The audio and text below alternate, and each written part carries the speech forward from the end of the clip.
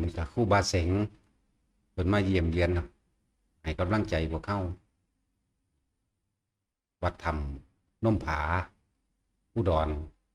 แต่ว่าบ่ฮู้จักตำบลอำเภอเด้คือบ่ใส่ไว้ในบุ๊กหน้าเพจเพิ่นก็เลยตำบลหยังหลังตำบลผมตำบลน้ำพ่นน้ำพ่นอำเภอน้องมัวซอหนองงัวซอรู้จักแล้วว่าตาสินบัดนี้ตำบลน้ำพ่นหรือพ่นน้ำหน้องงัวซอแสดงว่างัวมันเศร้าเมื่อยอุดร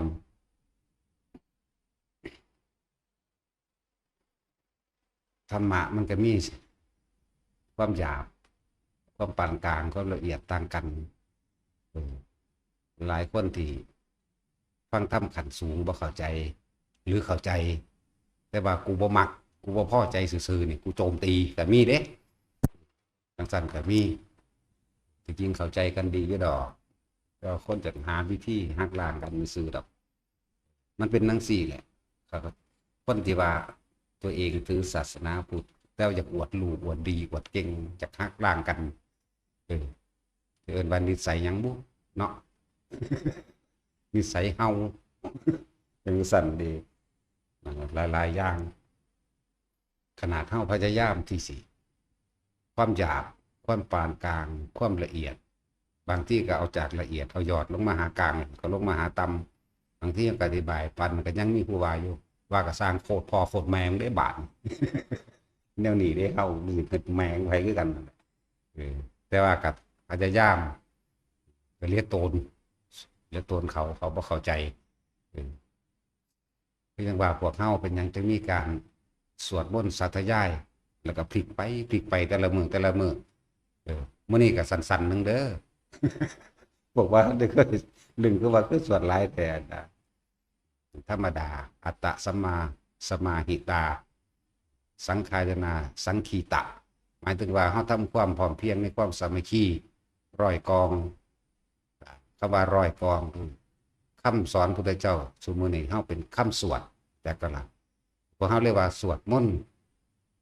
ก็เอาคำสอนพุทธเจ้ามาร้อยกองสังคีตะสวดขึ้นพร้อมกันเป็นการทำความสามัคคีอันหนึ่งจึงเรียกว่าอัตตะสัมมาสมาหิตาเป็นมาทำกิจกรรมโดยความพร้อมเพรียงและสามัคคีกันสังคีตะนี่ลอยกองหรือสวดให้พร้อมกันเพื่อจะรักษาคำสอนพระพุทธเจ้านี่ก็อีกอย่างหนึ่งเพราะว่าธรรมมันก็มีหลายขั้นหลายตอนได้ว่าทุกคนถ้ามีจุดเริ่มต้น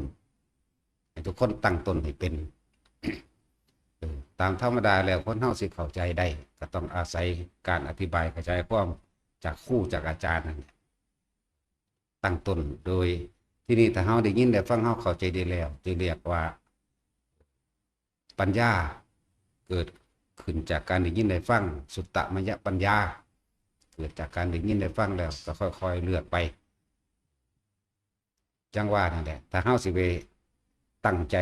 เดินจงกรมนั่งภาวนายังอยู่ตลอดเบิดมือที่จริงถ้าจับลมหายใจได้จริงๆเจ็บมือเท่านั้นแหละแต่สิว่า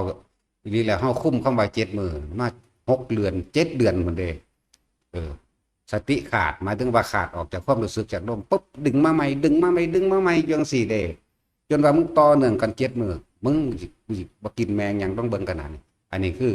ขันปรมัตถ์โสใส่แล้วโสใส่แล้วเบิ่งกูสิเฮ็ดสติให้มันต่อเนื่องได้ว่าแม่น7 มื้อนี่แค่บ่แม่นว่ากว่าสิได้7 มื้อจริงๆ6 เดือนกว่าๆพุ่นเด้พวกเจ้าเอ๋ย7 มื้อต่อกันได้เลยนี่ถ้าคุ้มขนาดนั้นเด้ไปพุ่นไปพี่ไปห่วงแต่น้ำกินก็มีเด้ไปผู้เดียวเด้บ่ไปกับไผเด้น้ำขวดเดียวนั่นแหละน้ำขวดนึงกินได้3 มื้อนั่นแหละพวกจาริกไปตามป่าตามดงต่างๆนั่นจะพากันแบกน้ำไปหลายเป็นบ้าบ่รู้จักหยังบ่ขาโตนเบิดจังซั่นแหละแล้วก็ไปคุมตัวเองมันควบคุมตัวเองคุมว่าเอา7 มื้อกูต้องได้หมายถึงสิเอาลมหายใจต่อเนื่องให้ได้นี่สติสิบ่ขาดออกจากลมต่อเนื่องได้ภายใน7 มื้อมันบ่แม่นติมันคุมอยู่ตั้ง6 เดือนกว่าพุ่นกว่าสิต่อได้ ได้หามือต่อเนื่องได้เนี่ยเผลอแป๊บไปเรื่องใหม่แล้วบางที่นิมิตมันเกิดขึ้นมาให้เฮาไปคิดน้ำนิมิตนั่นหลงหลายเห็นบ่ลืมสติแล้วกลับมาล้มใหม่ตั้งนับหนึ่งใหม่คุณเด้ก็เลยเอาต่อเนื่องกันภายในต่อ7 มื้อนี่สืบต่อเนื่องกันเลยและมันขันสูงสุดอันนั้นแต่ว่าที่ว่าออกมานี่คุ้มตั้งแต่เดือนแรกจนว่าฮอดมันบ่แม่นว่าสิได้ง่ายๆปานใดก็เลยว่านี่คือมันขันสูงสุดแล้วพวกเขาต้องค่อยๆคืบคลานไต่ไปเอาอย่าบังคับตัวเองอย่าบังคับตัวเองจนเกินไปมันเป็นความอยากซ่อนความอยากตัณหาซ่อนตัณหานั่นแหละมันอยากได้โพดเพราะว่าแต่ว่าคนมันผ่านมาแล้วยังเอามาเว้าได้ทีหลังดอกตะกี้ก็อยากคักคือกันนั่นแหละธรรมดาว่ะเพราะเขาเป็นมาก่อนเขาจะมารู้จักวิธีว่างมันได้ซื่อๆดอกก็อาศัยประสบการณ์ จึงว่าเฮามีการสวดมนต์สาธยายทำคำสอนพระพุทธเจ้าเพื่อเป็นการรักษาบทพุทธวจนะอันเก่าที่เป็นหลักๆอยู่แล้วคือธรรมจักรอนัตตลกนัสูตรอธิตปริยยสูตรแล้วก็ปฏิจจสมุปบาทนั่นเองเป็นจังสี่นอกนั้นก็เป็นตัวเสริมมาแน่พระปริตแน่พระปริตแปลว่าปกป้องคุ้มครองที่จริงแล้วว่ามันการขับไล่มันเป็นการทำร้ายเพราะมันการข่มเหงมีแต่การผูกมิตรเป็นการผูกมิตรเป็นการเอื้อเฟื้อซึ่งกันและกันเพราะว่าภพภูมิอันอื่นๆนะโลกอื่นโลกพวกโลกที่สองเทวดาอัตภาพที่สอง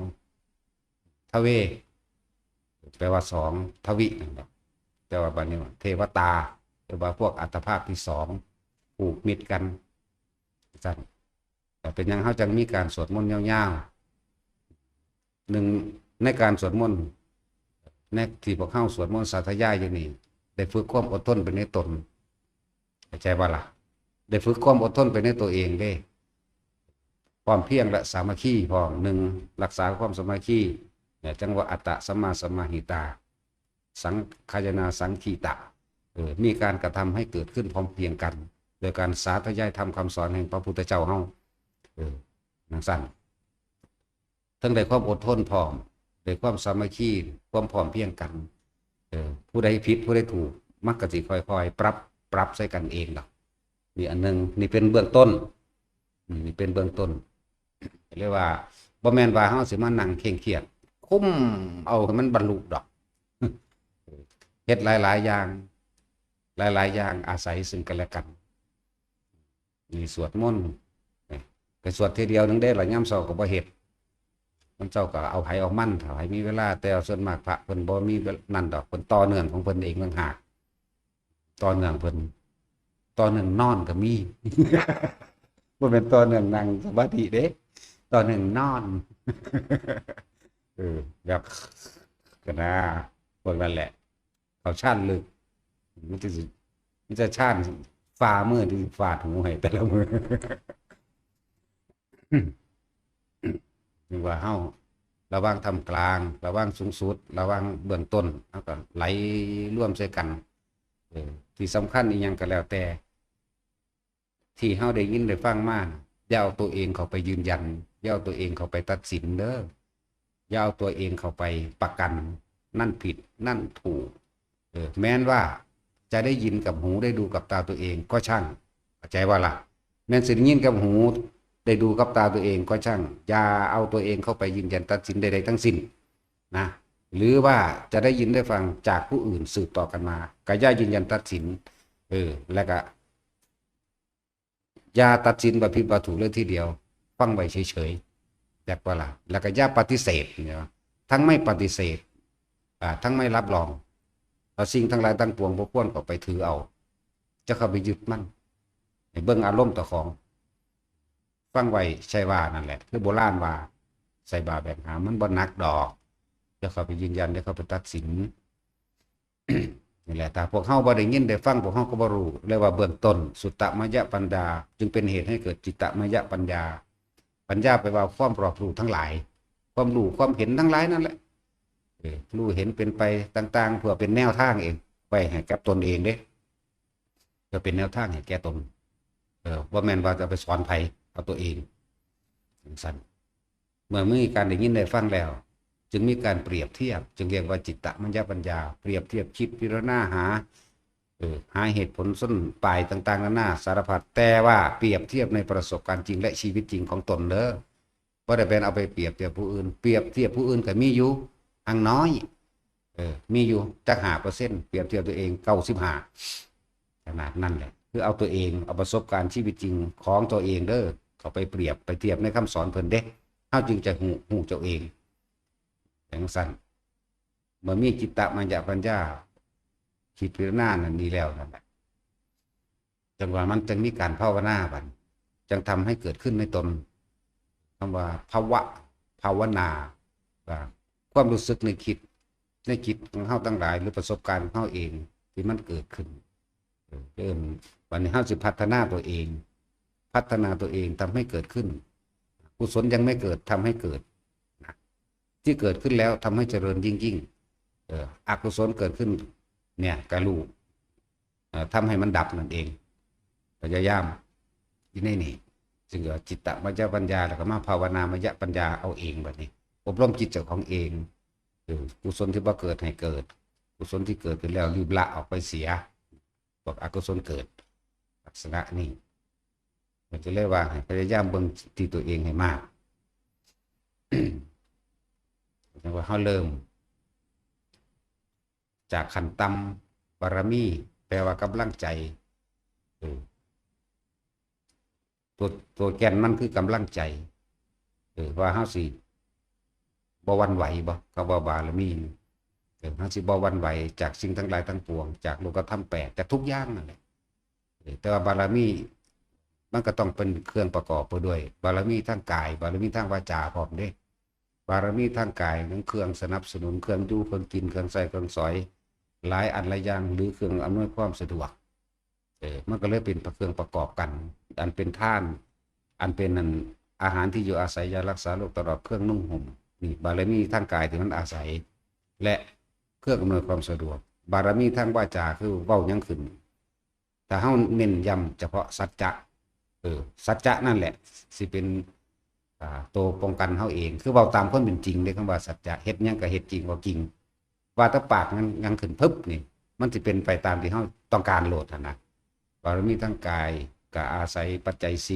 4บารมีทางวาจาอาศัยความจริงสัมมาทิฏฐิเป็นต้น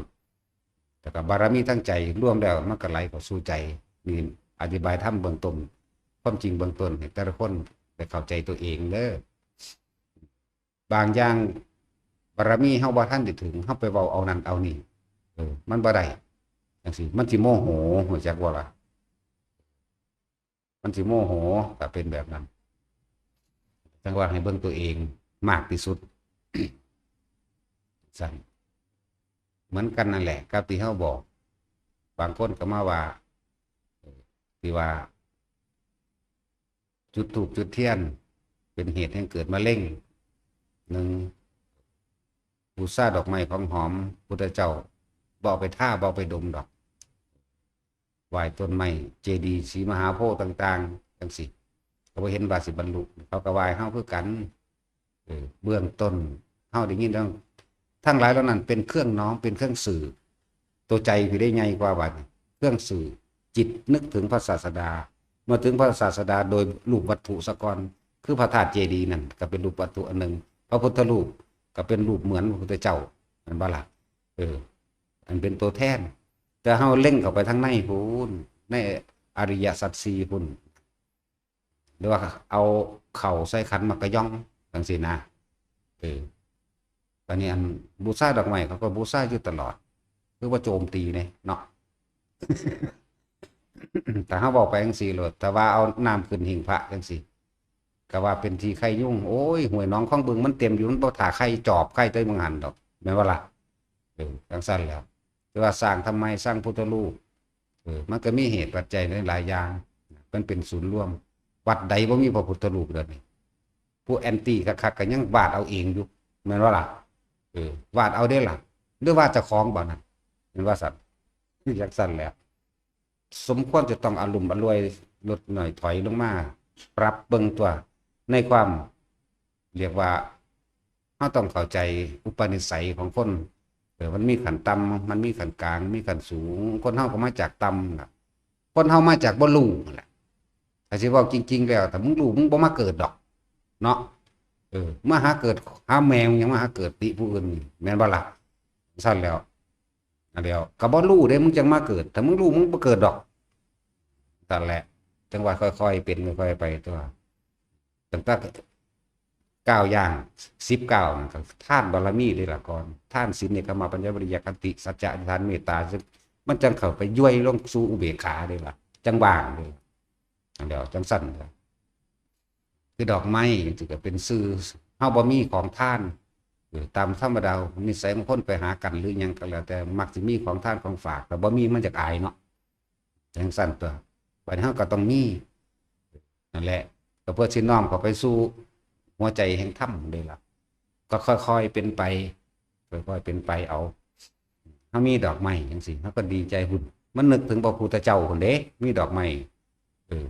ตาเฮาไปเห็นดอกบัวอยากเอาไปบูชาพระได้แน่นี่แม้มันก็ชิ้นไปเรื่อยชิ้นไปเรื่อยตัว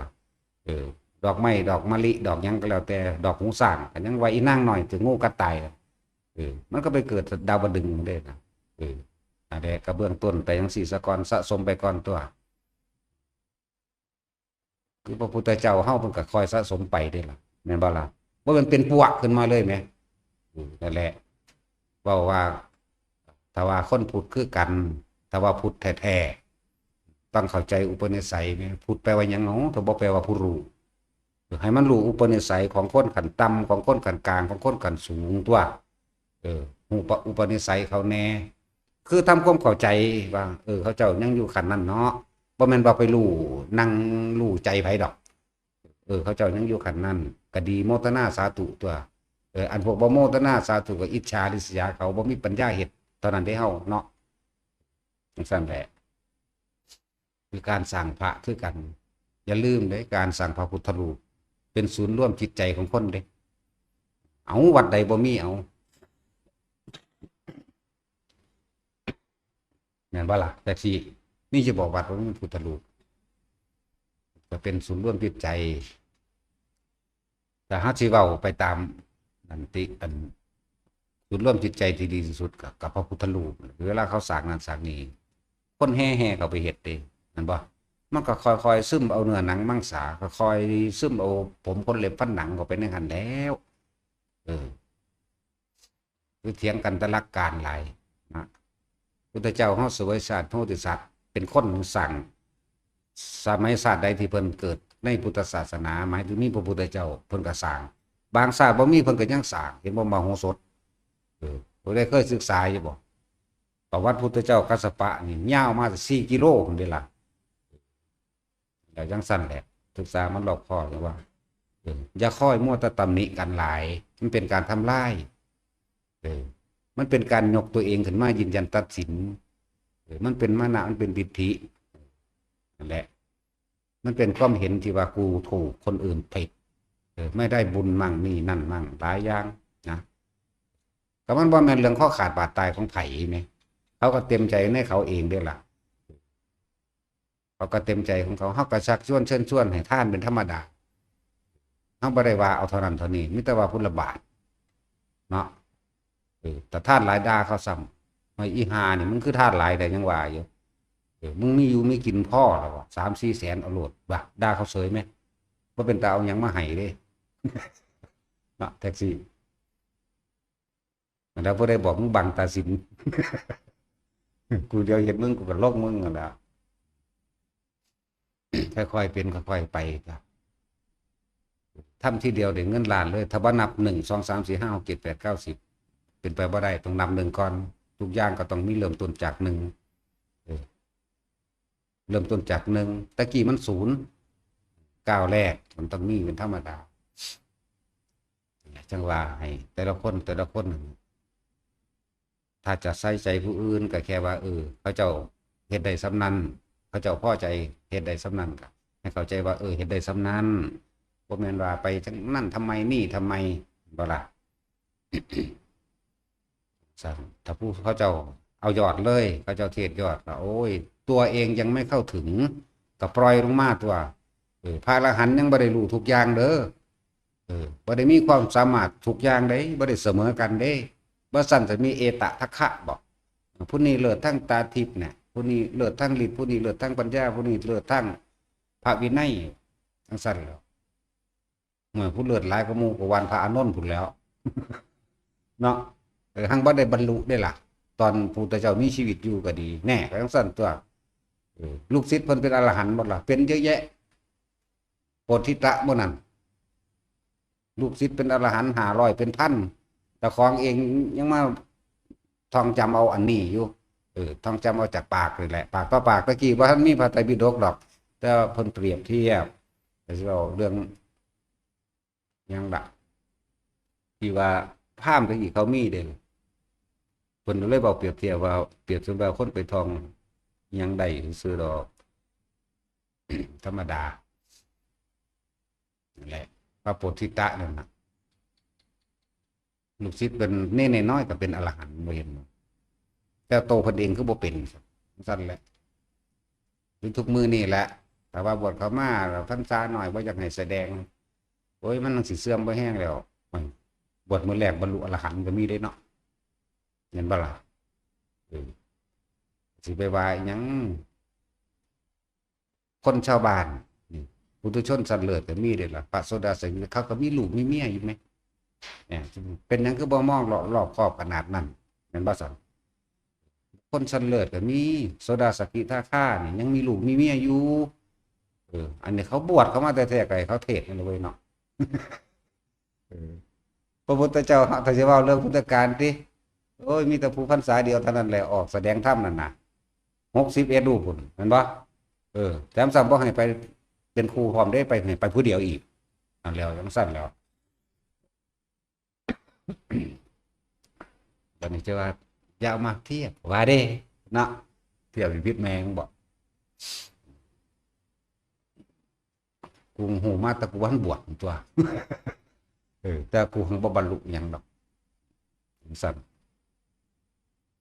เนี่ยหลายอย่างที่ควรที่ออมซ่อมซึ่งกันและกันความละเอียดอ่อนความธรรมะพุทธเจ้าเป็นของละเอียดลึกซึ้งค่อยๆลาดล้นดุจดังพื้นน้ำทะเลเด้ค่อยๆลาดเอียงลงเด้บ่แม่นโตนจุดเด้ จังซั่นล่ะจังว่าแต่ว่าชาวพุทธเหมือนกันคำว่าพุทธะแปลว่ารู้เด้อย่างน้อยๆก็คือบ่ควรตำหนิกันแต่สิตำหนิไปหยังมีแต่อวดเก่งใส่กันซื่อนะให้เบิ่งโอ้นั่นเป็นยอดถ้ำนี่ชื่อว่าเพิ่นเด้คือหลวงตาสินเทศเพิ่นบ่ได้ว่าห้ามเพิ่นหมายเอาว่าพูดจังซั่นสู้ปฏิบัติมาฮอดปีแล้วสู้จังสิไปงมหม้องหันอยู่บ่ความหมายเพิ่นสินะบ่ได้ห้ามเพิ่นบ่ว่าจังซี่เด้ล่ะเพิ่นว่าไปกราบทำไมเพิ่นเอายอดนี่เพิ่นจังจะคอยอธิบายว่ามันมีต้นมันมีปานกลางแล้วมันก็มียอดเฮาก็เข้าใจกันตัวโอ้นี่เพิ่นเทศยอดมันเฮายังบ่ทันรู้แกงเฮาก็ค่อยๆคืบคลานตัวค่อยๆไปตัวแต่จังว่าอย่าหาแต่แนวมาโจมตีกันหลายศาสนาอื่นทำลายศาสนาพุทธบ่ได้คนพุทธคือกันที่อ้างว่าตัวเองเป็นพุทธคือกันนี่ก็ทำลายกันภิกษุนี่เห็นว่าอุบาสกอุบาสิกานี่ทั้งสี่นี่แหละพอบ่เข้าไปปฏิบัติให้มันได้เสมอกันแม้นบ่เสมอกับควรที่เข้าใจในระดับอุปนิสัยนะอุปนิสัยมันก็ต่างกันอยู่ถ้าว่าคือจังถ้าว่าปัญญามากคือภาษาริบุตรพระพาหิยะคือบรรลุเร็วแต่ฟังธรรมขอความเดียวหนึ่งเดียวล่ะแม่นบ่ก็จังสั้นตัวภาษาริบุตร14มื้อพุ่นเด้กว่าสิบรรลุได้พระโมคคัลลาก็7มื้อพุ่นเด้ก็สิบรรลุได้ก็จังสั้นเว้ยบัดพระพาหิยะนี่แหมนำก้นพุทธเจ้าไปเรื่อยสิถามระหว่างกลางบ้านก็บ่ทันถามนั่นยังอะอยู่นั่นพอดีวิทย์บ้านก็ถามที่ย่นย่อเข้ามาเลยประเทศสิ่งทั้งหลายทั้งปวงบุคคลก็ไปยึดมั่นถือมั่นตรงเดียวคือบรรลุสันพวกนั้นคือพวกแห้งโยสันทว่าปัญญามากเนาะแต่จังว่าบุคคลถือมั่นคือกันอันนี้ก็ดีคำว่าปัญญามากของเพิ่นเป็นอาศัยว่าอธิบายขยายความธรรมได้ละเอียดละออได้ลึกซึ้งบัดนี้คำว่าลึกซึ้งเข้าไปอีกกันพระกัจจยนะเด้ เนาะพระพุทธเจ้าเทศน์ยาวๆนี่พระก็จะสั่นลงมาแค่ขอข้อเดียวก็ได้พระพุทธเจ้าเทศน์ขอข้อเดียวกันอธิบายขยายความกว้างออกก็ได้จังสั่นแหละเป็นไปตามอุปนิสัยเด้ออันนึงจะว่าให้กัน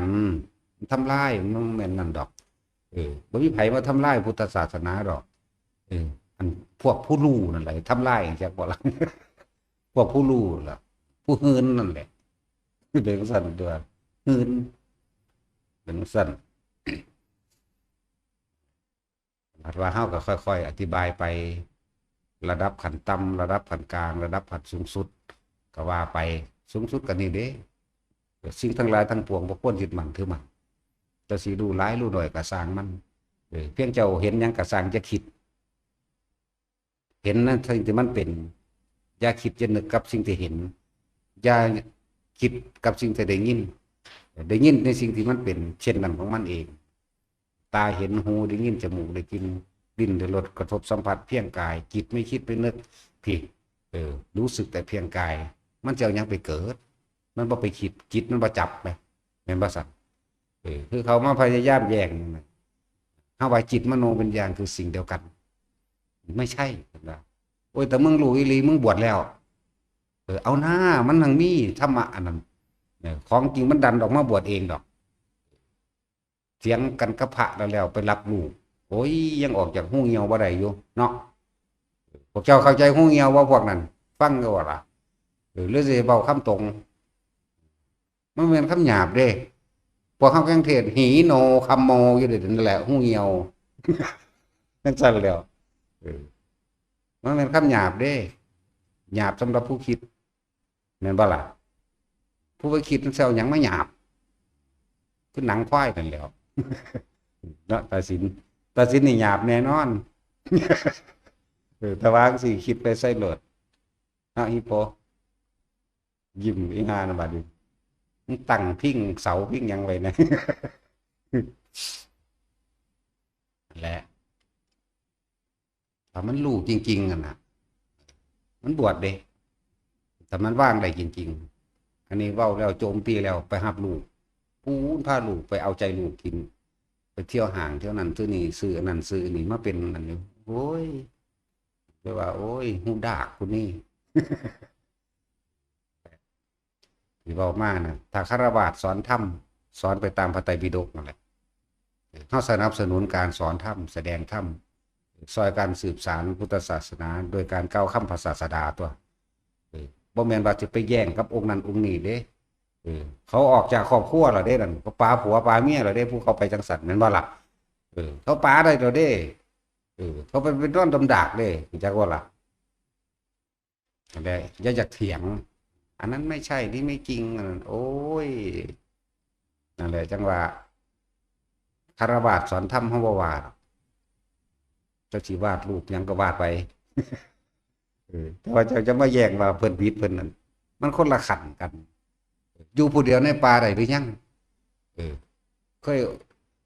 คยทรมานตนเองอดข้าวอดน้ำได้ถึงเดือนหนึ่งกับ14 มื้อหรือยังมันบ่ธรรมดาเด้กินผักเมกกินหมากคอแล่นจักหมากคอแล่นบ่บางทีมันหิวแห้งหลายกินหมากคอแล่นมันบ่มีตัวตัดเด้สั่นมันต้องกินเครือสมร่มใบสมร่มนั่นเด้มาตัดมันจังบ่เมามันเมาว่าซั่นนี่ธรรมดาว่ะเห็นแกสแตกหลายบักฮางก็เกิดศูนย์ให้ตะของพร้อมธรรมดาหิวคือสิตายหลายแล้วมึงสิเกิดตายอยู่นี่บ่นี่แล้วยากน้ำก็คือกันพกน้ำก็ว่ากินทำนี่เบิดแล้วพุ่นมันไปอ่านใส่มันเคยเที่ยวเนาะทางอยู่บังหันไปอยู่ด้านนั้นมีน้ำพุ่นเด้เอาไปมันคือยากแมงกับน้ำฟาดขวดน้ำถิ่มมันตัวมีขวดเดียวก็ติดฟาดเลยแตกถิ่มเลย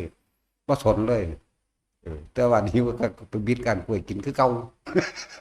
ธรรมดาว่ะหวานเด้อพวกเราไปบิดกินมั่งเด้อการกล้วยปลาธรรมดาบ่มีหมากดอกบ่ค่อยมีหมากดอกต้นแหลมๆยาวๆขึ้นไปพุ่นบ่ขี้ตัวเด่นหวานความจริงมันฝาดบ่เป็นแต่กินจักเม็ดกินแล้วไอเขาพุ่งออกอยู่ธรรมดาบ่มันสั่นแหละจังว่าคฤหัสถ์สอนธรรมก็สอนไปตามหนังสือนั่นแหละสอนไปตามหนังสือ อย่ามาแทรกแซงพวกเขาเจ้าเขาป่าเขาดงอย่ามาแทรกแซงนักบวชคือเอาสมควรแก่ถ้ำของตนเองนะ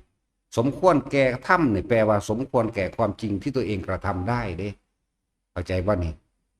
สมควรแก่ที่ตัวเองกระทำได้ปฏิบัติได้ถึงได้เด้บ่แม่นว่าไปอ่านท่องจำมาโอ้ยภาษาหนังสือพระไตรปิฎกมีเต็มอยู่วัดใดก็ดีอยู่เมืองใดก็ดีซื้อมาอ่านก็ได้สุดละ10,000 กว่าบาทนึงดอกเฮาก็ซื้อมาอ่านเอาเองได้ล่ะ18,000เสียละสุดนั่นน่ะของจุฬาก็ราคาหนึ่งของมันไอ้หยังดสธรรมภักดีก็ราคาหนึ่งนะก็ยังซื้อมาอ่านเองอันนี้เฮาเฮ็ดได้อันนี้เฮาเฮ็ดบ่ได้เฮาก็รู้ในตัวเฮาอยู่เด้ล่ะนั่นแหละสาท่องจำทฤษฎีต่างๆนานานั่นน่ะมันบ่ทันได้เป็นความจริงดอกคือเฮาเว้าเรื่องตายนั่นแหละถ้าบ่ทันตายอย่ามาเว้าเฮาเว้าออกจากสิ่งที่เฮาเป็นตายครั้งที่1ที่2ที่3ครั้งที่4นี่หุ่น4เทื่อตายอยู่นั่นแล้วแต่ว่าท่านได้ตายน่ะอย่าเว้าบอกไปตามสิ่งที่ตัวเองเป็นแต่จึงบอกว่าถ้ำสมควรแก่ถ้ำการแสดงก็ขอให้แสดงสมควรแก่ที่ตัวเองเป็นน่ะนะแต่ว่าอย่าหนีจากพระไตรปิฎกเด้บัดอย่าหนีจากหลักของพุทธศาสนาว่างไว้นะอย่าหนีจากหลักนี้ สั้นป่านนี้มันเลยเกิดกลายเป็นคนที่มีมานะทิฏฐิสูงเข้าใจว่าตัวเองเป็นผู้มีความรู้เด้มันบ่ได้รู้หยังจักอย่างเด้นั่นน่ะหลงอยังเต็มที่นี่จักว่าล่ะมาแย่งมาแทรกมาแซงเขาเจ้านั่นน่ะเบิ่งโลดหมู่ภิกษุนักบวชบวชเดือนหนึ่งก็บ่ทำลายสัตว์ทั้งหลายเดือนหนึ่งมันตัวเองยังทำลายอยู่ยังไปแย่งการแย่งงานกันอยู่แม่นบ่เดี๋ยวก็ศูนย์ใส่ผู้นั้นศูนย์ใส่ผู้นี้ยังโอเอาใจลูกเอาใจเมียอยู่แม่นว่าล่ะเพราะว่าผู้หญิงผู้ชายคือกันแมงเบิดนั่นแหละอีใดบักใดก็สร้างครับแน่มันบวชเบิดแม่นบ่ล่ะผู้หญิงเขาก็ป๋าผัวเลยมันทั้งนี้ธรรมที่มันเป็นโดยธรรมของมันเองความจริงเป็นโดยความจริงของมันเองมันสิเป็นของมันเองได้ตัวนั้นน่ะศีล8ก็บ่ได้ขอมันเป็นเองเลยดุลอนาคามีมันสิเป็นขึ้นมาโลดดอกมันจะแยกตัวเองออกมามันผิดมันบ่สนไผแล้วมันบ่เอาเหตุผลกับไผแล้วเนี่ยมันต้องเข็นแก่ตัวออกไปเลยใจว่าล่ะจังซั่นแหละพระก็คือกันถ้าเพิ่นมีอุปนิสัยในการเรียกว่ามีการทำบุญหรือทำบาปหรือเวรกรรมที่เกาะเกี่ยวกันพระเจ้าก็ออกบวชแล้วก็นำไปหากันเองมันต้องเป็นเองโดยธรรมมันบ่ได้อยากเป็นความจริงมันบ่ได้อยากเป็นมันบ่อยากเป็นหยังมันต้องเป็นเริ่มตนาคามีถ้าเป็นอรหันต์ก็ตายมื้อนั้นโลดฆราวาสก็ดีตำราก็ว่าจังซั่นเบิดนั่นความจริงก็เป็นอุ้ยถ้าผู้บวชแท้ๆก็หายากอยู่สิไปหาเอาทฤษฎีมาคุยกันเถาะเนาะเป็นว่าแท็กซี่มึงเป็นอันอยู่บ่มึงหันใส่หุ้งเหี่ยวนั่นแหละมึงเป็นหันด้วยใส่ ถึงใจตัดสิน อย่างสั้นกว่ามึงว่าไหมต้องตบอยู่เรื่อยเดี๋ยวมันก็เจ๊งเองดัก เขาเรียกโตนมันได้สักกูไม่เรียกโตนเลยมันเกิดมาแมงอย่าง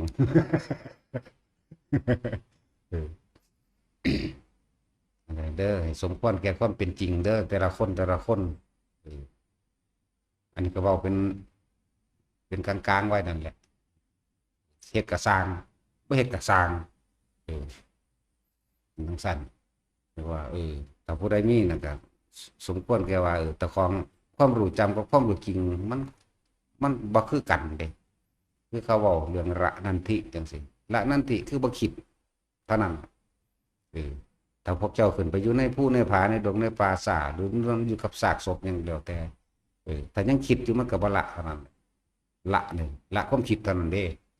บ่ได้ยากเด้บัดนี้แต่วิธีฝึกวิธีละอย่างต่างๆเนี่ยจังว่าทุกคนเริ่มต้นจาก1ให้มันเป็นซะก่อนขึ้นต้นไม้เฮาก็ค่อยๆโอบขึ้นจากเงามันบ่แม่นขึ้นปลายมันคนบ่เคยเดินป่าเอาหนังสือเกี่ยวกับป่าไม้มาอ่านมันก็เหมือนรู้ซื่อๆเด้บ่คือผู้เขาเดินเด้ผู้เขาเดินย่อมฮู้ได้ว่ามีน้ำหมักเล็บแมวอยู่หั่นหมักหวีพวนอยู่หั่น ห้วยนั่นห้วยนี่ มีด่านนั่นด่านนี่กกไม้นั่นกกไม้นี่เป็นแบบนั้นนี่ยังลมขุมลมหลุมบังหันบางนี้เด้เขาลองรู้จักกว่าอีกเสียงนกนั่นเสียงนกนี่เขาก็รู้ขึ้นมาอีกพวกนั้นก็แค่อ่านมาซื่อๆเด้ยังสั้นก็รู้จริงนั่นน่ะย่างเหยียบน้ำแบบนั้นถอนน้ำแบบนี้คนเด้นั่นแหละ เตือนไว้อย่าหลงตัวเองภาษาความรู้จำผู้ใดอ่านได้ก็จำได้เบิดนั่นแหละอ่านดูๆก็จำได้หลายนั่นแหละสั่นมันบ่คือความรู้จริงเลยแต่ว่าความรู้จำที่โอ้โหเฮาได้มาแต่เป็นเด็กน้อยเด็กน้อยอันซ้ำนี่เฮาสวดมนต์ได้เบิดล่ะต้องไปโรงเรียนก็ไปยืนเวลาพระเพิ่นทำวัดเนาะ3 โมง 4 โมงพระทำวัดไปยืนอยู่หน้าไปยืนอยู่ข้างโบสถ์เขาเจ้าทำวัดในโบสถ์ท่องเอาได้เบิดบวชเนียนมากก็บ่ได้ท่องหยังอีกเลยได้เลยโลดยังสั่นเลยล่ะได้เลยว่าต้องคอยท่องเพียงแต่เอาหนังสือมาเบิ่งว่าถูกอักขระบ่ซื่อๆเอามาเบิ่งอยู่เอ้าคำนี้มันว่าจังซี่ตัวนี้นะออกเสียงถูกแต่อักขระบ่ถูกก็มีบ่เลยเพี้ยนก็มีก็เลยมาซ้ำแค่นี้นึงเด้จำปั๊บเข้าเดียวนึงเด้ล่ะก็ถือว่าจำปานนั้นยังสึกอยู่บ่เห็นบ่ก็สึกนี่แล้วโอ้ยว่าเรื่องอันจบยังนักธรรมติมันอย่างละ9 ใบ 10 ใบพุ่นสอบให้หมู่พร้อมเด้ธรรมดาบ่เห็นว่าหยังยังหาเอาเมียอยู่ จังซั่นแล้วไปฝึกนั่นฝึกนี่ก็ฝึกเป็นข้าวเดียวฝึกเป็นข้าวเดียวเบิดมันเป็นมาแต่เด็กน้อยเด้ภาษาของจังซั่นภาษาตัวมันเฮ็ดเป็นมั้ยเนาะผู้บ่ทันได้เป็นจะภาษาเด้ บ่ได้เว้าเอาเด้อันเห็นนั่นเห็นนี่มันเห็นมาแต่มีเด็กน้อยเด้สั่นแหละเตือนอันนี้เตือนเลิกปัด เตือนผู้อยู่ทางนอกผู้อยู่ทางในเขาเจ้าก็คุ้มของเขาเจ้าถ้าว่างคิดเป็นนั้นมันชนะเป็น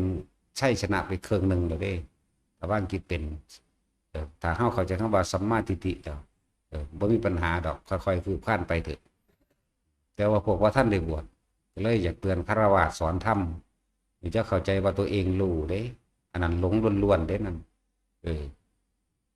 พวกว่าชาตินั่นชาตินี้ยังก็สร้างก็เว้าแล้วก็พาทั่วไปหันไปหนีอยู่เนาะนั่นบ่ล่ะไปลงทั่วเดี๋ยวไปพาทำบุญเก่าวัดจังซี่นาเดี๋ยวไปบ่ายนั่นบ่ายนี้อยู่นะเอาตามสมควรแก่เหตุแก่ธรรมแก่ตนธรรมคือความจริงของเจ้าของเอาสมควรแก่ความจริงที่มีในตนที่ตนเองสามารถกระทำได้บ่แม่นไปแย่งฮอดอรหันต์โอ้ยธรรมดาว่ะคือเขาคุยกันเรื่องอเนชชาสมาบัติคนละโลกกันเลยกับสิ่งที่เขาเว้ากันบ่ไปเอาหนังสือเล่มนั้นเล่มนี้มาขัดกูจะไปเอาหนังสือหยังผู้ใดมันจะไปคิดได้ถึงเขาอเนชชาสมาบัติหรอมันจะมีความคิดหามึงหยังอยู่ในหันเนาะจังซี่แล้วแต่ว่าเฮาสิบ่รู้ที่ภาษาบาลีซื่อๆสั่นติแต่บ่จบหยังดอกสั่นว่าธรรมมันจึงว่ามันมีเบื้องต้นทำกลางตลอดจนถึงที่สุดแต่คนที่กำลังพุทธศาสนาอยู่อันใดตัวเองที่ยังไม่รู้แจ้งเห็นจริงจากความเป็นจริงนั้นจะเพิ่งไปยืนยันตัดสินหรือเอาทฤษฎีเข้าไปกัดง่างกันขนาดผู้รู้แจ้งเห็นจริงตามความเป็นจริงแท้ๆเขาเจ้ายังบ่เอาตัวเองเข้าไปยืนยันบ่เอาตัวเองเข้าไปตัดสินเด้ให้เนื้อยะไปซื่อๆเด้ขนาดนั้นเด้อฟังไว้คำเดียวนี่เอาเป็นที่สุดล่องลับไว้สิ่งทั้งหลายทั้งปวงไม่ควรเข้าไปยึดมั่นถือมันคืออย่าเอาตัวเองเข้าไปยืนยันตัดสินอย่าเอาตัวเองเข้าไปเป็นอย่าเป็นใดๆทั้งสิ้นรู้อยู่กับมันเฉยๆแหละมันมีผู้หนึ่งที่เขาเจ้าต้องการแก้อย่างละคำถามเขาเจ้าฝึกน้ำเฮ้านั่นแหละฝึกวิธีจับจุดอุณหภูมิบัดนี้จับเป็นแล้วเฮ็ดเป็นแล้วเวลาขับรถมันตึงเกินไปมันไปทางงกง่วงวิธีแก้วิธีแก้เป็นหยังถ้าเราวิตกเราจะข้ามไม่ได้คืออย่าไปวิตกว่ามันตึงเกินไปมันคือเป็นแนวนี้เฮ็ดจังได๋กูสิแก้ได้เลยไปจอกับมันเลยข้ามตรงนี้บ่ได้ที่จริงนั่นน่ะรู้ว่ามันตึงขึ้นระหว่างกลางหน้าผาก แต่ว่าอย่าเอาจิตใจไปจดจ่ออย่าไปคุ้มให้มันหายไหมมันยิ่งบีบรัดตัวเองให้มันก็เก่าอีกเด่นนั่นนะเลยเกิดกลายเป็นความกังวลนิวรณ์เลยเกิดนิวรณ์อันละเอียดก็เลยมัดตัวเองในหันเลยขับรถปั๊บรู้ว่าตึงแต่ว่าพุ่นเฮาเบิ่งไปตามทางพุ่นบ่แม่นเอาความคิดเข้ามาตึงบ่แม่นเอาความคิดเข้ามาวิตกฟังดีๆเลยอย่าเอาความคิดนั่นเข้ามาวิตกอยากให้หายหรือจะแก้ยังไงปานนี้แบ่งผ่อนความคิดออกไปสู่ปัจจุบันก็ว่าปัจจุบันคือเฮาขับรถนี่อันนี้มันสิน้อมความคิดมาตั้งพี่หลายความคิดคือคิดวิตกหรือคิดกังวลว่ามันคือเป็นอันนี้กูสิแก้แนวใดนั่นแหละตกล้อมันแล้วนั่นจักก็ละความรู้สึกมันสิออกมาบางๆดอกบัดนี้ความคิดนี่เป็นคิดธรรมดาแต่ว่าคิดอยู่ในปัจจุบันจับพวงมาลัยสตาร์ทรถหรือขับไปเรื่อยเฮาระแวดระวังในปัจจุบันนี่เด้ระแวดระวังในปัจจุบันบัดนี้เฮาเอาความคิดนั่นดึงมาใส่ว่ามันคือเป็นแนวนี้นะเลยไปกังวลเรื่องแม้กระทั่งย่านลับย่านเกิดอุบัติเหตุย่านอันตัวนั่นแหละตัวหลอกเด้อแท็กซี่มึงแก่แนวใดมึงเป็นมึงกะพุ่นมึงกะตามึงกะเบิ่งทั้งหน้าบ่แม่นบ่เขาเป็นจนชำนาญแล้วล่ะแต่ว่าเขาแก้ด้วยกันไม่ใส่ใจจดจ่อแต่รู้สึกตัวอยู่กับมันเฉยๆรู้สึกตัวว่าอันนี้ขึ้นนั่นแหละเข้าใจว่าล่ะเอารู้สึกตัวว่ามันเป็นนิ่มๆหน่วงๆเด้อแต่ว่าบ่แม่นเอาความคิดมาเพื่อที่จะแก้มันเด้รู้เฉยๆบัดนี้รู้สึกตัวซื่อความคิดของเฮาเองการระวังไพ่ในขณะที่ขับรถระวังบ่ให้มันนั่นนี่มันก็คิดเป็นธรรมดาเห็นปะเบิ่งกระจกซ้ายเบิ่งกระจกขวาเบิ่งกระจกมองหลังเป็นธรรมดามองเพ่งไปข้างหน้าเป็นธรรมดาแต่ว่านี่เฮานั่นมันเป็นยามใดแล้วมีแตะกลับเข้ามาอุ้ยกูสิแก้จังไดนะเด้อฟังเด้อบาดนั่นแหละเอาไปเฮ็ดเบิ่งบัดนี้จะจดจ่อเด้อนี่วิธีมันง่ายๆนึงแท็กซี่มันก็ชำนาญบ่แห้งแล้วมันฟังทำอยู่มันก็เกิดเด้เพราะว่าหยังเฮาบ่ได้คิดถึงอดีตโดยบุคคลสัตว์สิ่งของบ่ได้คิดถึงเรื่องเมื่อวานบ่ได้คิดเรื่องเมื่อคืนไม่ได้คิดถึงเรื่องเมื่อชั่วโมงที่แล้วเป็นอดีตเบิดมันก็เลยขึ้นจิตไม่คิดไม่นึกไปในอดีตไม่ในอดีตอนาคตก็เกิดบ่ได้มันเลยเป็นปัจจุบันก็รู้สึกนิ่มหน่วงอ่อนๆในตัวเองนั่นแหละเป็นสั้นแล้วปิติต่างๆตัวอื่น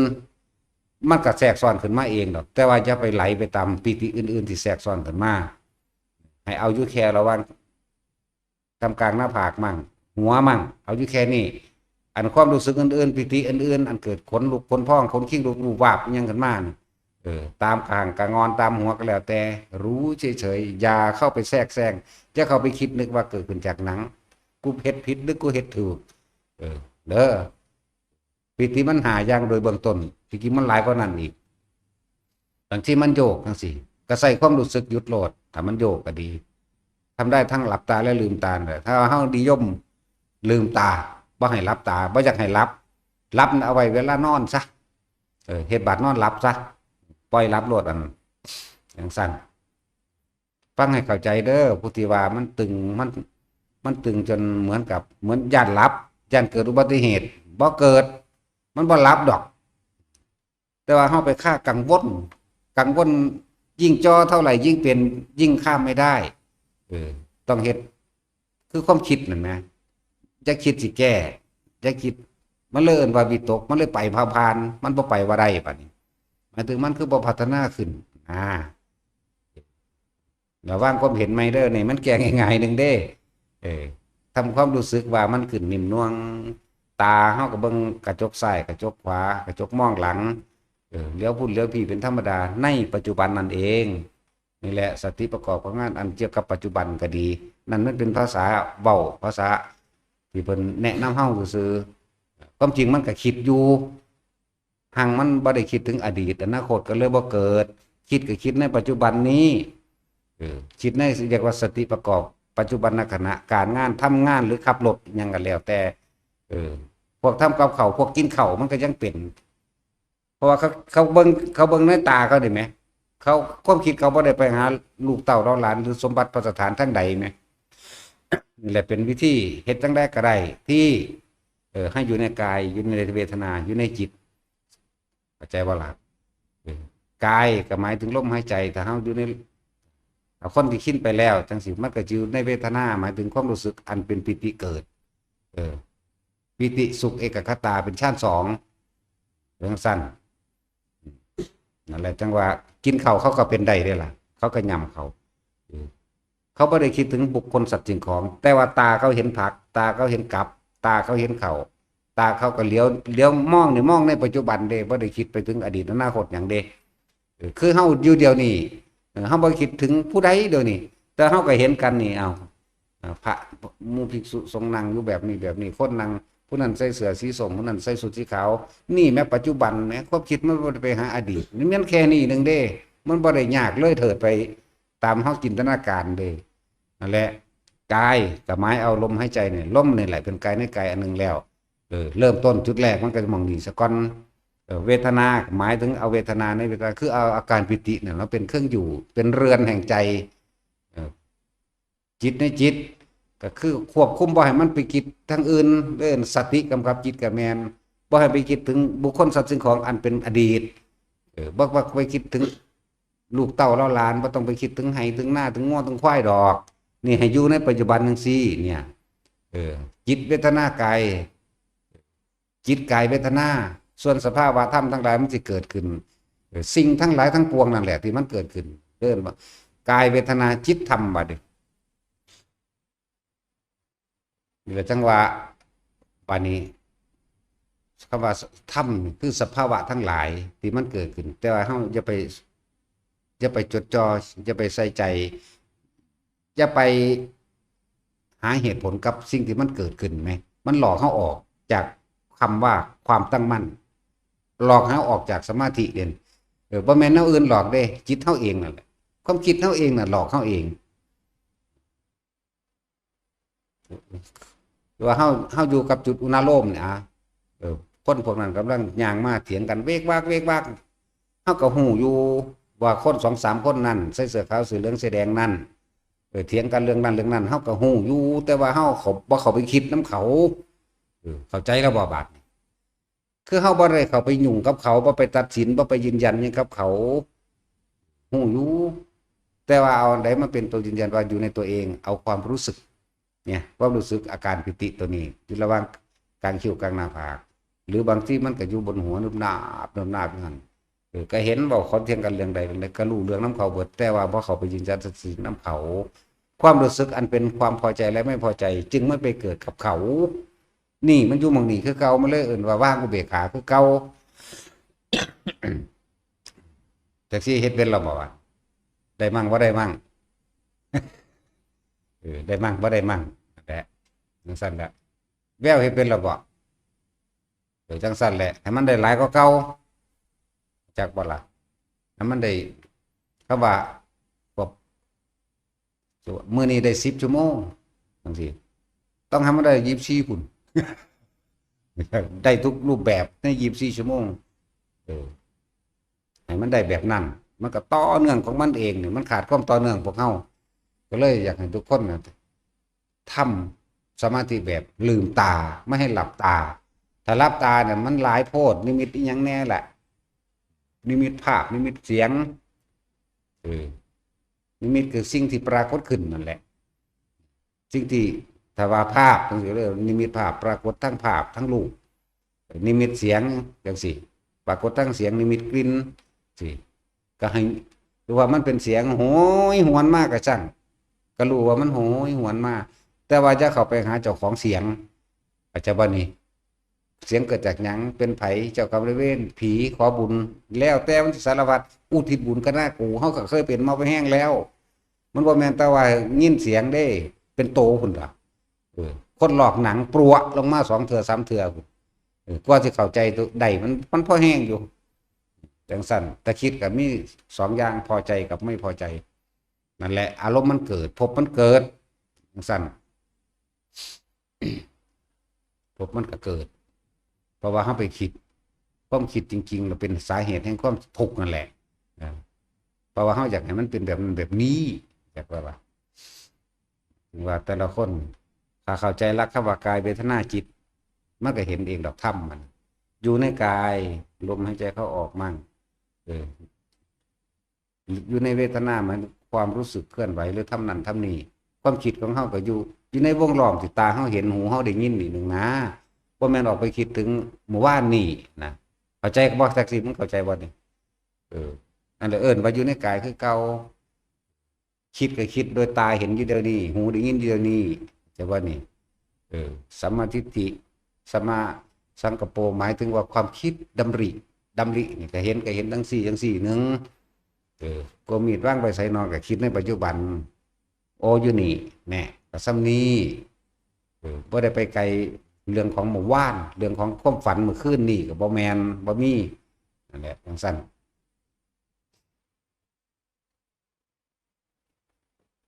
ตั้งใจดีๆมันเป็นตั้งใจนอนยังกระโดดเลย มันเราบ่มื่นตาก็เด้อมื่นตาทำไมโอ้ยถ้ามึงนั่งนิ่งบ่ได้มึงก็ได้อยู่นี่ตลอด นั่งนิ่งได้คือพวกนั้นว่ามันพิงเราบอกพวกนั้นอย่าไปพิงเสาได้ฝากของหูเด้ อย่าพิงต้องนั่งโดยลำพังตัวเองได้อย่าไปอิงอาศัยไผมันพึ่งตนเองให้มันเป็นนั่งนิ่งพมอเห็นว่าพวกนั้นยังงงงักอีกกูบอก กำลังที่ย่องง่วงงากตัวหนึ่งโอ้ยขาเองว่าเลยต้องนั่งนิ่งให้เป็นว่าท่านก็อยู่จังซี่นั่นเห็นว่ามันบ่ได้ใส่ใจหูดังมันเด่นแหละพอเข้าใจเลยยังเด้อแต่ละคนสักแต่ว่าเห็นนะเขาบอกรู้เนาะหลายคนสักแต่ว่ารู้สักแต่ว่าเห็นสักแต่ว่าได้ยินยังอุ้ยจะเฝ้าคือหลายนั้นเป็นไปหลอกสำเนาสำนวนผู้อื่นมาซื่อสักแต่ว่าเห็นก็อยู่ในตะของคือเก่าบ่คิดบ่นึกในสิ่งที่รู้ที่เห็นสิ่งเหล่านั้นมันเกิดเป็นของมันเองมันจะเป็นอะไรก็สร้างเขาจะไปเป็นน้ำมันนั่นแหละจึงว่าทุกคนพยายามฝึกหัดตัวเองให้แบบลืมตาเอาแต่รับตาเนี่ยหลายกว่านั้นอีกความสงสัยมากเฮ็ดไปทั้งสองอันแหละแต่ว่าหังรับตาเขาเอาไว้เฮ็ดเวลานอนกับเวลาที่มันว่างที่สุดเห็นบ่พวกรับตาเขาเดียวแสงพิบๆแพบๆเกิดขึ้นมามื่นตาเบิ่งพะโวโหลดออกล่ะพวกเจ้าออกไปคิดหาเหตุผลกับมันแล้วเด้ใจบ่ล่ะมื่นตาเบิ่งบ่โก้ขึ้นมามันหยังน้อได้บัดไปบักใหญ่แล้วออกไปบักใหญ่แล้วนั่นแหละส่งจิตออกนอกก็เลยออกไปบักใหญ่แล้วไปหาเหตุผลแล้วเปรียบเสมือนคือจังเฮาสมมุติว่าเฮาย่างไปเหยียบน้ำเหยียบน้ำตึกจะไปหาว่าน้ำหยังอยู่บ่เข้าใจบ่นี่น้ำหยังนอนี่อยู่ไสนอนี่แต่ต้นมันอยู่ไสนอนี่บ่ถอนน้ำออกเลยไหมคือกันแหละครับคนยิงธนูมาใส่สมัยตะกี้พุทธเจ้าบอกเรื่องธนูมันบ่ทันมีปืนเลยสั่นเปรียบว่าถูกลูกศรเฮาสิไปถามหาว่าลูกศรนี่เฮ็ดจากหยังบ่ไม่หยังบ่ไม่ไผ่บ่หรือไม่นั่นนี่แล้วไผเป็นผู้เฮ็ดไผเป็นสร้างบ่แม่นแนวนั้นเด้ให้รีบถอนออกจากตัวนี้ใช่บ่ล่ะให้รีบถอนออกจากขาเจ้าของในโลดบ่แม่นไปตามหาเจ้าของลูกศรแล้วทำมาจากไม้ใดบ่แม่นแปลวางสั่นรีบถอนออกเลยจากบ่ล่ะเรื่องสั่นพระเจ้าคนเราบางที่เพิ่นก็เว้าเรื่องไฟไหม้หัวระบางไฟไหม้หัวกับอริยสัจสี่พวกเจ้าสิรีบรู้ได้เอาเฮาก็ว่าเฝ้าดับไฟแล้วก่อนเนาะ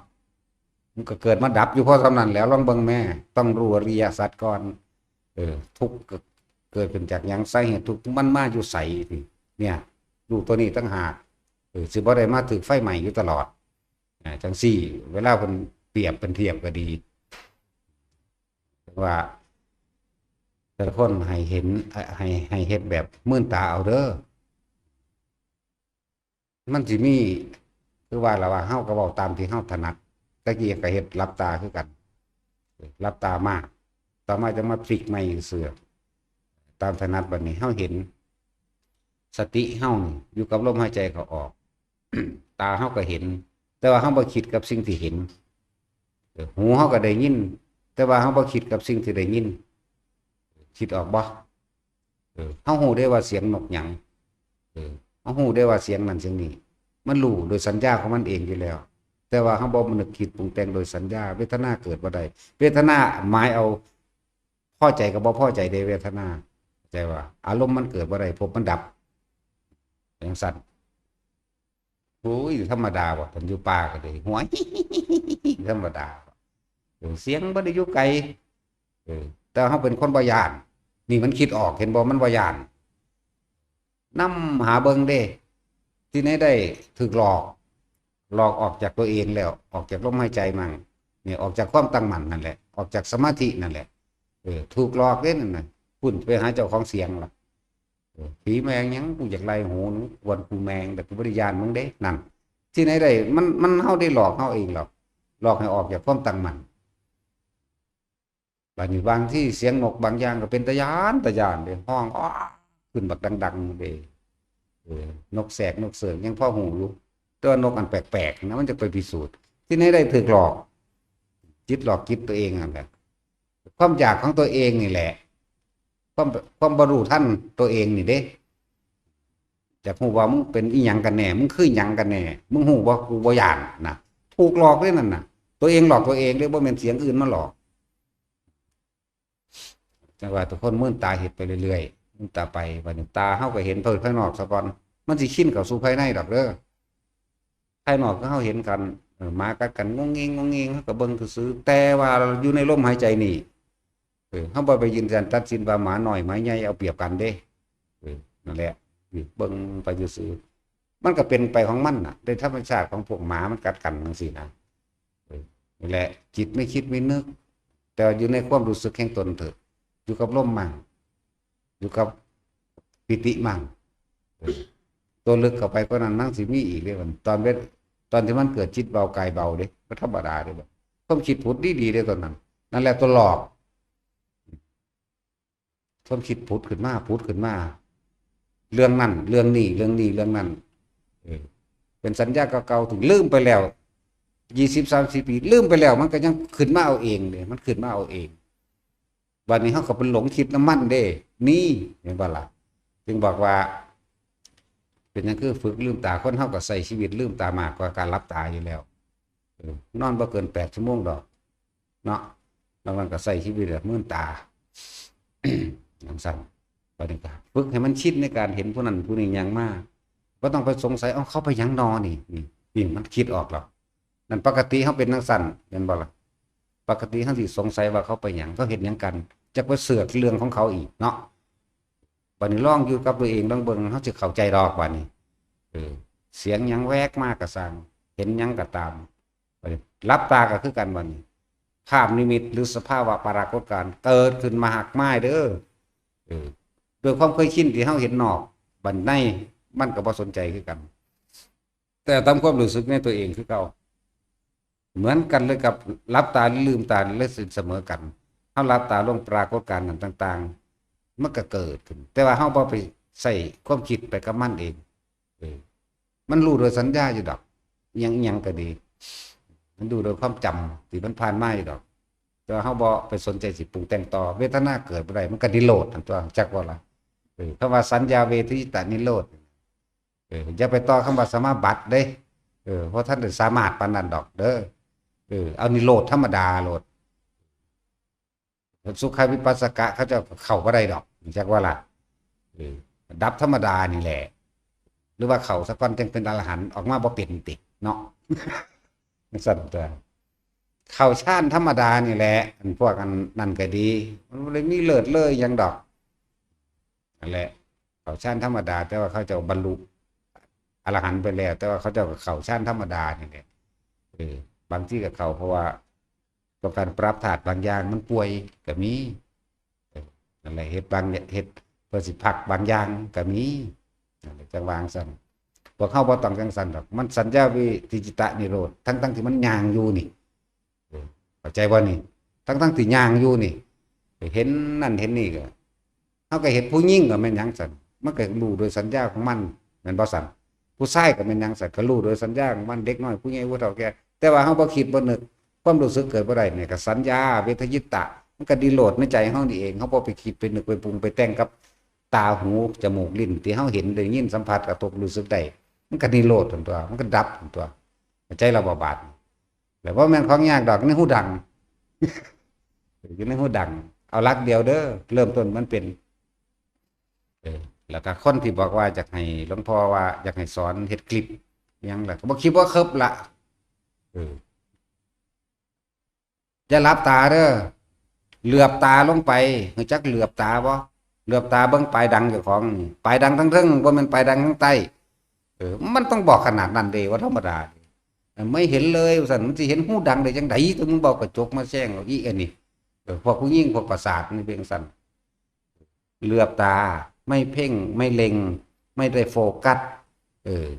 มองผ่านๆจมูกทางบนนี่ต้องมองนี่หูจักต้องมองบ่ พื้นกับล่างปลายจมูกกับล่างก้มนิดหน่อยก้มนิดหน่อยสำหรับคนที่บ่มีคำบริกรรมหายใจเข้าเลยหายใจเข้ายาวๆเพื่อที่ทำความรู้สึกตัวเองนั่นแหละลมมันสิเย็นเข้าไปในโพรงจมูกนี่ลมสิเย็นไปในสันจมูกโพรงสันจมูกนี่ถ้าเฮาบ่คิดบ่นึกหยังนาทีหรือ2นาทีเท่านั้นความรู้สึกจะเกิดขึ้นระหว่างกลางคิ้วบางคนก็ว่านึบๆบางคนก็ว่านิ่มๆหน่วงๆบางคนก็ว่าตึงๆบางคนก็ว่าปวดแล้วแต่สิว่าอันเก่านั่นแหละนั่งเฮ็ดซะก่อนแต่ว่าจะหลับตาเหลือบตาดูปลายจมูกก้มนิดหน่อยก้มนิดหน่อยเป็นวิธีหลอกความคิดปล่อยมันคิดทั้งอื่นแล้วทำความรู้สึกลมเข้ายาวลมออกลมเข้ายาวลมออกนี่เป็นเทคนิคเฮ็ดให้มันเกิดขึ้นนี่เป็นอานาปานสติระบบเทคนิคระบบเทคนิคเด้บ่แม่นระบบทั่วไปบ่แม่นระบบปกติระบบเทคนิคนี่คือว่าจะเอาปิติไว้ในที่ใดที่หนึ่งจุดใดจุดหนึ่งเด้ใจว่าลาวันนี่คือระบบเทคนิคจับปิติขึ้นมาไว้นี่เลยพอปิติมันมีหาอย่างถ้าระบบระบบปกตินี่จักปิติอันใดสิเกิดขึ้นก่อนจักสิจับเอาใดดีมาเป็นเครื่องอยู่ใดเดี๋ยวก็คณิกาปิติคนลุกคนพองขนกิ้งลูกบูบ้าขึ้นเบิดหดหัวพุ่นล่ะเรียกคณิกาปิขุทธกาปิติบ่แม่นคณิกาปิติหมายถึงนี่มันสิอิ่มตื่นตันก็มาคือสิไห้นี่เรียกว่าคณิกาปิติมันจะร้องไห้หรือไห้เลยก็มีจักสิเอาอีหยังมาเป็นจุดยืนกันแน่นะภารณาปิติโยกหน้าโยกหลังโยกซ้ายโยกขวานะต้องอธิบายปิติให้ฟังหาอย่างพุ่นล่ะโอกันติกาปิติมีความสว่างเกิดขึ้นหรือดุจดังสายฟ้าแลบแปรปราบก็มีแสงสว่างวาบพุ่นเลยก็มีพุ่งกับบ้านพุ่งมาตะไกก็มีพุ่งออกไปก็มีมันสิมื่นตาโพโบนี่แหละเป็นจังคือจังนั้นให้เฮ็ดแบบมื่นตาบ่ได้ให้เฮ็ดแบบรับตาพวกรับตามันเกิดหลายโพดส่วนคำว่าอุพงคาปิตินี่คือมีกายลอยขึ้นส่วนมากมันบ่ลอยจริงลอยด้วยความรู้สึกตัวให้เฮาย่านเฮาตื่นให้เฮาออกมามื่นตาเบิ่งแต่คนรับตาเด้อลอยจริงก็มีเฮาเฮ็ดแบบมื่นตานี่ล่ะลอยจริงก็เลยนั่นแหละพวกลอยปลอมมันสิเฮ็ดให้เฮาตื่นซื่อๆดอกบางทีร่างกายก็ใหญ่เบ่งขึ้นเลยเต็มห้องใหญ่ขึ้นอ้วนขึ้นบางคนก็ยืดขึ้นบนเด้บางทีก็ตกลงข้างล่างวึดลงถ้ามันเป็นวูบลงข้างล่างเฮาสิตกใจหัวใจก็สิเต้นก็สิสั่นพร้อมแล้วก็เป็นทางดำมืดตกลงข้างล่างนะถ้าขึ้นข้างบนใครแน่มันสิเป็นใสๆแจ้งเหมือนกับบางที่ก็ขึ้นอยู่ลอยคออยู่ระหว่างทำกลางขี้ฝ่าก็มีเป็นสั่นบัดนี้เป็นหยังคือใส่ระบบเทคนิคอันนี้เพื่อสิจับเอาจุดเดียวให้ได้ให้มันเป็นเอกคตาจิตเอกตาลมให้ได้หรือว่าเข้ามาจิตหนึ่งที่เพ่งดูในอารมณ์ที่เป็นหนึ่งสำคัญต้องจับจุดให้มันถูกต้องซะก่อนนี่แหละเหลือบตาดูปลายจมูกก้มนิดหน่อยแล้วก็หายใจเข้าสำหรับคนมีคำบริกรรมบัดนี้หายใจเข้าพูดหาออกโทหาเข้าพูดออกโทเข้าพูดออกโท ถ้าบ่คิดอย่างอื่นอีกเลยนอกจากพุทโธกับทำความรู้สึกในลมหายใจได้นาทีหรือ2 นาทีมันก็ขึ้นเองดอกก็จับเอาจุดเดียวนี้ซะก่อนจับเอาจุดเดียวนี้มันคือว่าให้อยู่ในความรู้สึกอันนี้นี่แหละบอกแล้วมันง่ายๆนึงเด้มันบ่ได้มีอีหยังมากเด้มันสิขึ้นมานี่นึบต่อมาบางที่หน้าก็สิตึงๆสำหรับคนที่คอยเริ่มเป็นไปแล้วหน้าตึงๆแล้วก็สิเป็นยุบยับคือจังให้ไตหน้าหรือแมงไตน้ำหน้าเข้าหูหังบ่เข้าอันนี้ก็แม่นเด้อบัดนี้เฮาสิจับเอาว่าเป็นเทคนิคที่ให้เกิดความรู้สึกระหว่างการคิ้วหรือกลางหน้าผากแล้วก็จับเอาจุดเดียวนั่นล่ะไปเป็นเครื่องอยู่บัดนี้เป็นวิหารธรรมเป็นเครื่องอยู่แห่งความรู้สึกหรือเป็นเรือนแห่งใจก็ว่าไปเป็นทรัพย์มันถ้าพวกเจ้าบ่ออกจากนี่มันสิไปไสวะภพมันสิเกิดได้หม้องใดนี่ปีตินี่เป็นเครื่องยืนยันว่าเป็นผู้ทรงฌานเจริญฌานหลายๆคนที่มาแย่งบอกไม่จำเป็นต้องได้ฌานก็ถูกต้องอยู่แต่ว่าสูสิแย่งเฮ็ดหยังมันก็เฮ็ดให้ผู้อื่นเสียตัวพระพุทธเจ้าสอนวิวิตกวิจารังบุปปัสสมาจังสัมปสัตตนังเจตโสสุแปลได้บ่เดี๋ยวนี้ก่อนที่สิตายของเว้าจังซี่ซ้ำตัวมันสิศึกษามาแมงสำใดภาษาคนจะมาแย่งแหมจะตำถามมาเก่งแหมรู้เอามาจากพระรักษาพระไตรปิฎกนี่ไว้เด้นั่นแหละเดี๋ยวกูสิสูนนี่กูสิด่าอีกพุทธเจ้าบ่ได้สอนเรื่องอื่นมากเลยนี่สอนในการเจริญฌานด้วยอานาปานสติเด้ฌานนั้นแปลว่าเพ่งเอาความรู้สึกเพ่งในลมหายใจเข้าออกนั่นเด้มันบ่แม่นเพ่งกสิณฌานแบบนั้นเด้กสิณฌานเอียภาษาอังกฤษกูพี่เอานี่แล้วแต่กูเก่งกว่านั้นอีกเดี๋ยวกูเศร้าเก่งแล้วกูเป็นหยังแมงล่ะเฮ็ดมาแต่เด็กน้อยพุ่นถ้าสิเว้าเรื่องอันจังซั่นสิมาคุยแต่จังซั่นน่ะคุยหาแมงตัวยังเอาหัวอยู่เนาะมันเก่งปานนั้นก็บวชโกนของเราตัวอีนั่นก็เลยอีหาวเอ้ยภาษาเฮ็ด YouTube ล่อคนเสียเงินทำมาหากินเพราะได้คอมเมนต์หาเงินจังซั่นนึงอย่ามาอวดนะแต่แน่กินก็โกนหัวบ่ได้สนไผในตาพุ่นเนาะว่าแท็กซี่กูด่าไปแมงอีกว่าเด้จังซี่แหละนั่นแหละว่าแต่ละคนอยากให้เฮ็ดแบบมื่นตาเด้อแต่เฮ็ดไปแล้วบัดนี้ยืนเดินนั่งนอนชำนาญแล้วเอาจุดแรกให้มันชำนาญก่อนในหมายความว่าลมหายใจเข้าออกนี่กับอาการปิติเกิดขึ้นได้แล้วนั่งก็ชำนาญนั่งท่าใดก็ได้นั่งก็ชำนาญยืนก็ชำนาญนอนก็ชำนาญบัดนี้ยืนเดินนั่งนอนชำนาญในจุดนี้แล้วเดินเดี๋ยวมันก็ชำนาญไปเองต่อมานี่เฮาบ่ได้เฮ็ดเป็นแล้วบ่ต้องเหลือบตาเบิ่งปลายจมูกเด้อเดี๋ยวต้องละหลักการตัวนี้ออกให้นี่ก่อนมันมีบักหนึ่งไว้จะไปเหลือบไปเพ่งทำไมไม่ได้ฌานหรอกก็ซั่นอีบักหานึงเด้ถ้ามึงเก่งก็บวชแล้วบักควายตัวเขาไปหาทำบุญวัดนั้นวัดนี้พอได้เงินซื้อบักหามึงเอ้ยยังสั่นตัวเขาบอกว่าได้ยานเด้นั่นแหละบอกมองมันขาดกันโลดนี่แต่อนาคามีมึงก็หนีไปบวชแล้วธรรมดาบ่อันนี้เดี๋ยวไปรับลูกก่อนนะว่าซั่นโอ้ยกูได้มีได้ลูกนั่นแหละหลายเยอะดอกที่บอกว่าได้บวชนี่ให้มันสมควรกับฐานะตัวเองไหมมันสมควรไหมสิดึงคนไปหยังดึงคนไปหลงน้ำตัวเองยังบ่ทันได้บรรลุหยังซ้ำสั่นตัวถ้าบรรลุแล้วคนที่ห่มผ้ากาสาวพัดนี่เขาไม่ตำหนิเลยเขาว่าเขาไปแย่งเลยแม้กระทั่งหมาบ่มีการดูถูกบ่มีการเข้าไปแย่งสิภาษาหยังมันเบิ่งบ่ได้ยากเด้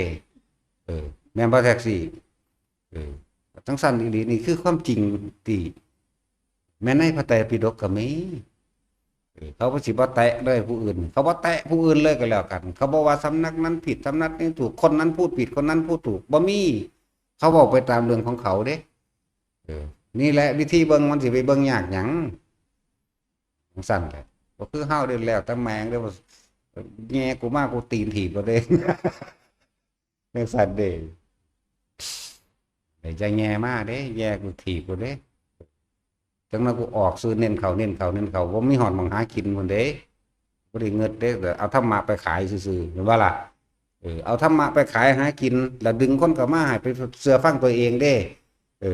ภิกษุนักบวชแบบนี้ถือว่าดีกว่าบ่เนาะคนเชื่อก็เลยอุ้ยบอกปัญญาอ่อนเอ้ยหนีออกมาตามสำนักที่เขาเจ้าสอนเอาจริงเอาจังเลยภาษาคนซื่อๆสิมีแม่หยังแล้วถ้าได้เว้าเราบ่แมงเบิดใส่เบิดพุ่งได้เลยบ่ทันได้ออกแต่ซื่อๆเด้อออกสื่อไปออกสื่อมาบอกได้เบิดเด้สิบอกให้ระวังเจ้าของเองเด้อสู้แต่แค่ว่าเฮ็ด YouTube เข้ามาหากินซื่อๆขายธรรมะเด้นั่นน่ะขายธรรมะคอร์สนั่นคอร์สนี่คอร์สหาแมงบ่กูจังกูบ่ได้หยังฟรีตลอดมันมีคอร์สอยู่บ่โอ้ยนี่เนาะจังซั่นแหล้วแหละเอาไปฝึกแบบมื่นตาถ้าเฮาชินแล้วบ่ว่าเฮาสิเฮ็ดหยังอยู่ก็ช่างว่าเอายืนเอานั่งเอานอนชินเด้อเวลาเฮาย่างไปคำว่าเดินจงกรมก็เดินจับลมนี่แหละต่อว่าถ้ามันเป็นแล้วมันบ่ได้จับลมย่างจับปิติเลยเอาปิติขึ้นเลยย่างแบบใดก็ได้บัดย่างไปย่างมาเนี่ยหั่นแล้วก็ถนนฝึกหรือทางฝึกที่ว่าทางจงกรมทางกรมแต่ที่จริงแล้วทุกอย่างก้าวเป็นจงกรมได้เบิดเพราะว่าสติเฮาอยู่ในนี่เฮาอยู่ในลมหายใจนี่เฮาอยู่ในอุณาโลมนี่เฮาอยู่ในนี่ตัวนี้ต่างหากเฮาบ่ออกจากกายเวทนาและสติกำกับจิตเลยกายเวทนาจิตส่วนคำว่าทำสิ่งทั้งหลายทั้งปวงถือมากระทบกระทั่งเกิดปรากฏการณ์ให้เฮาเห็นบ่ว่าของนอกคือตาเฮาเห็นเดี๋ยวนี้เอิ้นว่าของนอกเฮาก็บ่คิดบ่นึกกับเขาความรู้สึกก็บ่ออกจากตัวเองอยู่ในอุเบกขาเวทนาตลอดเบกขาเวทนาหรืออาการปิติตัวนี้เป็นคือย่ามนี่เด้มันสิค่อยสตินั่นมันสิเป็นตัวสติก็ว่าเป็นคือย่ามก็ว่า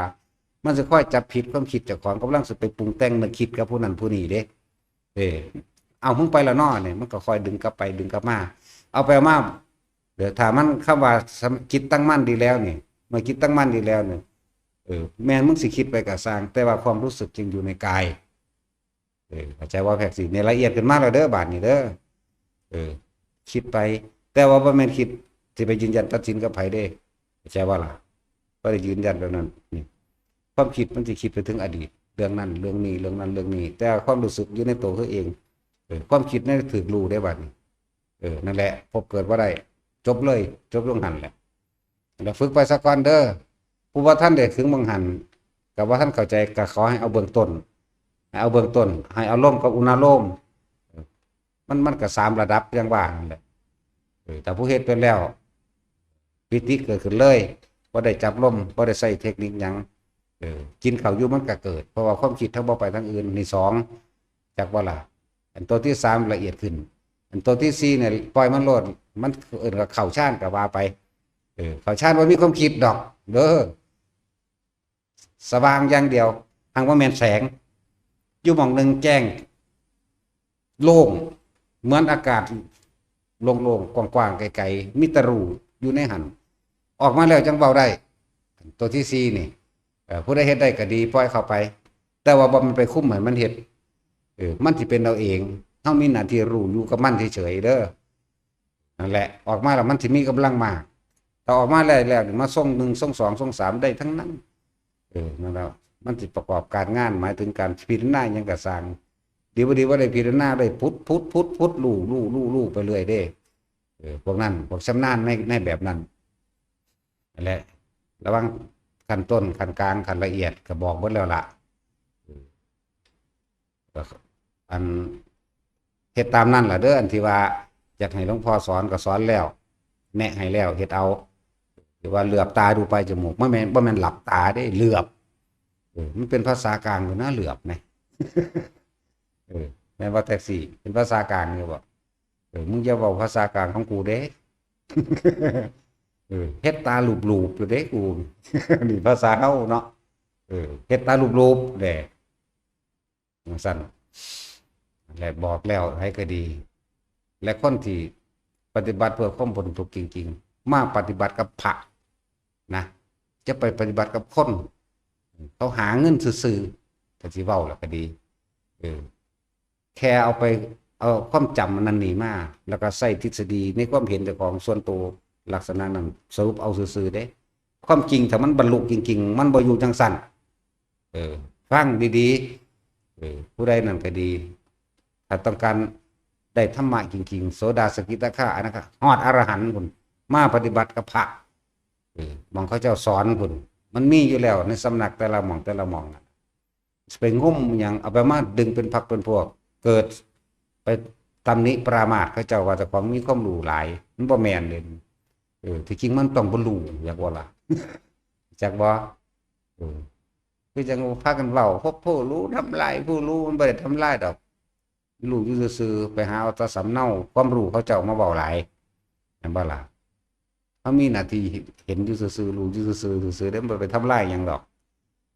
อย่างสัตว์ครบหรือยังวะที่เขาถามครบหรือยังนี่อันเรื่องอันแก้จังใดครับที่ว่าอันนั้นแก้โดยบ่ได้แก้ดอกจับเอาเด้ออันผู้อันว่าฝึกน้ำอาจารย์ว่ามันตึงๆมันหลัดย่านลับย่านนั่นนี่ก็ต้องย่านดอกบัดจักแล้วคือจะไปจอกับมันนะผู้นั้นแต่ก็ผู้ที่ว่าอยากให้สอนเบื้องต้นให้ก็สอนแล้วก็ซ้ำนี่เด้มันบ่ได้ยากนะมันบ่ได้ยากเฮ็ดไปตามนี่แหละต่อไปมันสิเกิดหยังขึ้นประสบการณ์เจ้าของนั่นแหละคือความรู้จริง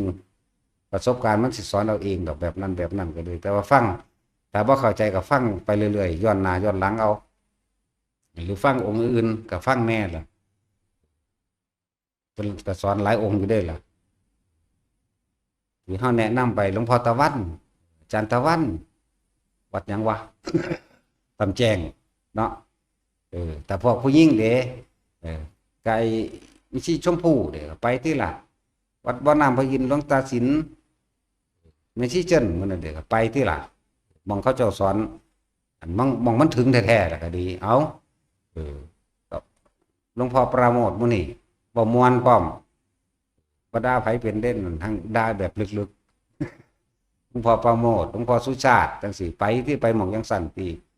สิไปแล่นหยังกับสำนักอันที่ว่าคนสอนกับตัวเงินซื่อๆเล่นคอร์สแคสอีหยังแถมสมาแทรกแซงกับพระอีกโอ้โหทำไมเก่งหรือมันบวชแล้วบ่ว่าผู้หญิงบ่ว่าผู้ชายจะบอกให้เด้อจะไปเสียเงินแหมพระผมบ่เอาดอกจะท่านหลายกูยังด่าอยู่ พระพุทธบาทก็จังว่าอยู่เด้สัตว์แต่ไผอีกล่ะหลวงพ่อเยื่อนเมื่อนั้นเด้หลวงพ่อโสภาเมื่อนั้นเด้หลวงปู่น้อยเมื่อนั้นหัวน้ำลิ้นหลวงปู่น้อยหัวน้ำลิ้นเพิ่นบ่ยอมอ่อนดอกนั่นเดี๋ยวจะไปตำหนิเพิ่นเด้หลวงปู่น้อยหัวน้ำลิ้นอำเภอกระนวนใกล้ๆบ้านเฮานั่นแหละข้าวมันแก้วสั่นไปห้วยเมฆแล้วก็ไปคำใหญ่แล้วก็ไปกระนวนก็แวะไปถึงตัวหลวงปู่น้อยแล้วไปอีกบาทนี่ หลวงพ่อสุชาติพูนวิชาโตหลวงพ่อโสภาพูนวังน้ำเขียวน้ำเย็นยังเพิ่นนั่นแหละบ่สูงดอกหลวงพ่อเยื่อนมันนั่นกันฝึกเอาตัวมันต่างละกรรมฐานน้ำเย็นจากว่าล่ะ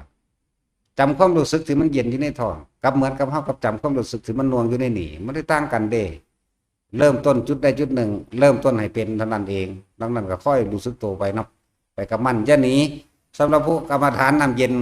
ทำความรู้สึกเย็นอยู่ในท้องนั่นแหละอย่าหนีออกจากความเย็นอยู่ในท้องมันก็เป็นการรู้สึกตัวทั่วพร้อมอยู่ในตัวคือเก่าตัวที่ไปใส่ไม่ว่าเริ่มต้นเนี่ยมันเป็นผู้พุทโธก็เริ่มอยู่ในพุทโธอย่าหนีจากคำว่าพุทโธเท่านั้นตัวความคิดเดียวคือความคิดว่าพุทโธเป็นสิ่งที่เฮาสร้างขึ้นมาตั้งขึ้นมาต่อออกแล้วก็เป็นสองความคิดแล้วแน่มันก็หนีจากคำว่าตั้งมันหนีเราได้นั่นถ้าผู้ล้มก็ล้มไปเลย